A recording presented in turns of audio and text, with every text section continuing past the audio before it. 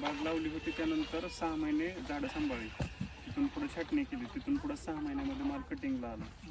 रोप लावल्यापासून 1 वर्षात माल विकायला मार्केटमध्ये.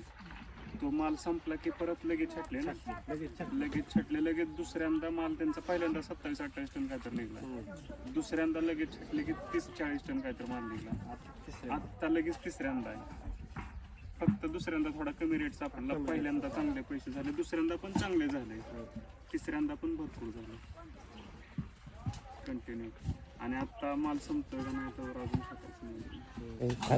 तुम्ही रोपणी अजिबात होणार नाही, व्यवस्थित केलं तरच होणार आहे.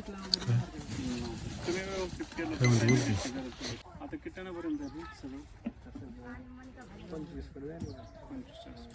1,30,000 होता ना, 25 रुपये दर. कितीने आपलं चालू चालतं? शेवटी 61 मिळाला, त्याच्यापासून खाली आहे. हायेस्ट 61 रुपये रेट भेटला. युद्धामुळे नंतर कमी झालं तरी सरासरी त्यांची 40 रुपयाने असेल 100%. 61ने आपण 50ने पण धरत नाही, 40 रुपयाने सरासरी असले. त्यांचा 25 टन माल झाला. 40 रुपयाने 25 टनात 10-12 लाख रुपये होते. त्यातला खर्च एक 3 लाख रुपये असेल, 2-3 लाख. बाकीचं नेट प्रॉफिट 6 महिन्यात आहे. कोण देते आपल्याला?